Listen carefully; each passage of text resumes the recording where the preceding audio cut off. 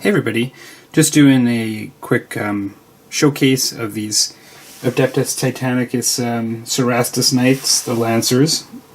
Enjoyed painting these up. I had a little bit of difficulty with the orange at first, but I think I got it in the end.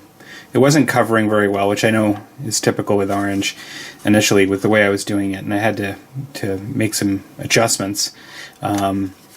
But yeah, these were actually two of from the starter set that I'd gotten, but then two from an individual pack as well. The bases that are with the Legion Imperialis are slightly different. They're the same size, but they're not the lip kind. I just decided to just use the ones that came with them. I didn't really fuss too much about it to make them all match. I don't really think it's going to matter too much. And so, overall, I know I did a quick turnaround on these already, but this is good. I painted this guy with an orange face because they're meant to be black and orange based on the particular group that they're from.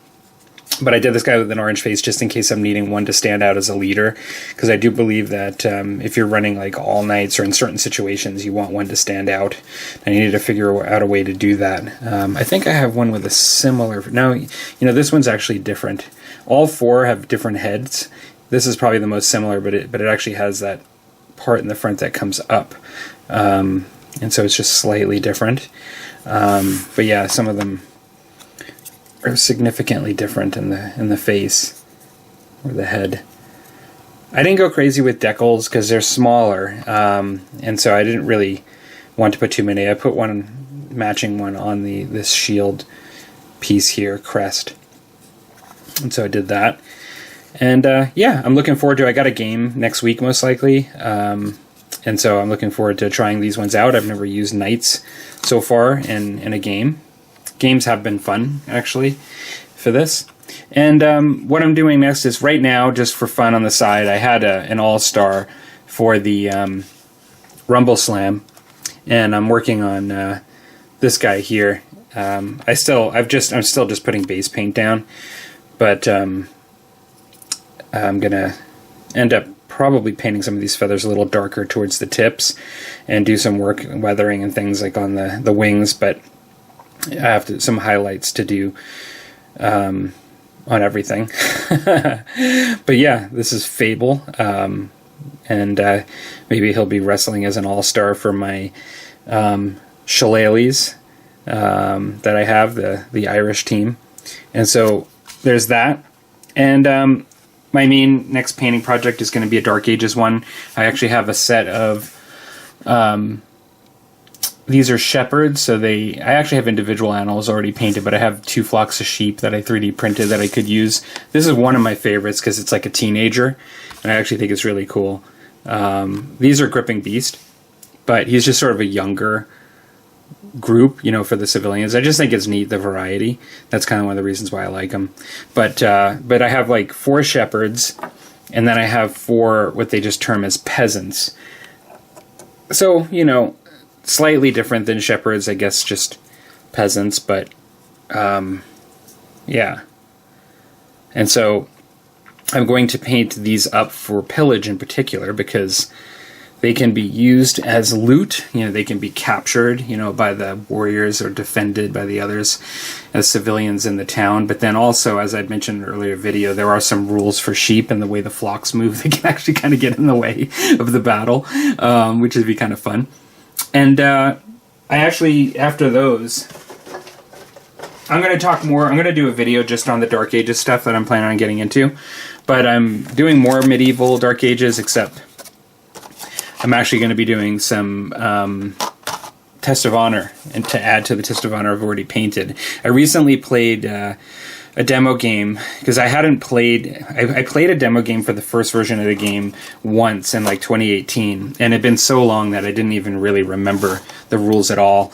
And I'd purchased the second edition of the game and painted the models even since then, like years after that, and never played it. But I played the game with Josh. I really enjoyed it. And I am looking at playing some Test of Honor. And so I've I have a lot of Test of Honor to paint, which I'm happy to say. I'm kind of glad to have owned like several boxes of it in blisters. I have 2 packs of Ashigaru with bows and muskets that I'm going to paint. I have another samurai with kanabo. It's like a big club. And that's the other Ashigaru muskets. And then I have one more that I was going to do a samurai with Yumi, which I guess is a bow. Yeah. I have to learn the Japanese names because I'm not very, very good at knowing the names of the weapons in Japanese. But I'm just going to start painting these blisters just to get started painting Test of Honor and add towards having 2 sort of forces that, you know, we can play in demo game. And then I'll get on to doing... I have some beautiful boxes of, like... One of them is a samurai on a horse with some scouts where the Ashigaru have like katanas, it looks like, and it just looks really good. And then even better is there's these sets of like bandits and some of them are like, I think bandits and brigands they call one of the sets, and the other one's like a tea house set.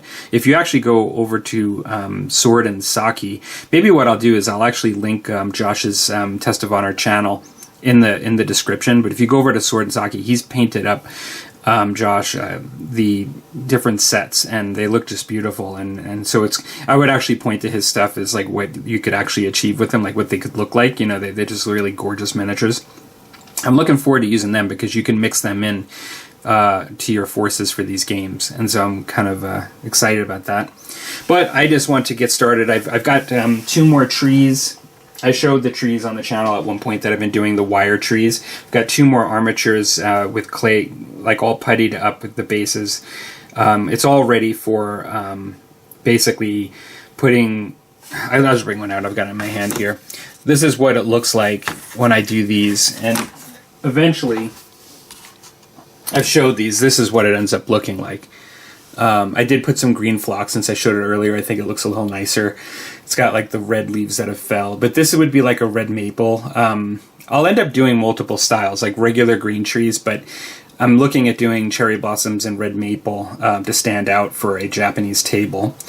This brown that's on there is like a mixture of dark brown paint and plaster and white glue to basically try to fill in the wire that exists here. And then I use horsehair and flock. But I'm happy to have 2. These do require a bit of time, but I love the realism, and they're actually sturdy trees. When you start twisting this wire, it's really not something that's extremely fragile. I'm looking forward to finishing these 2. What I've been doing is I have been doing terrain when I'm kind of getting tired of painting in a painting session and get with miniatures. I can be a bit of a wimp at time. Like I know people that just paint, like Rusty, you know, that just paint tremendous amounts of miniatures, and I can't imagine them wimping out like me.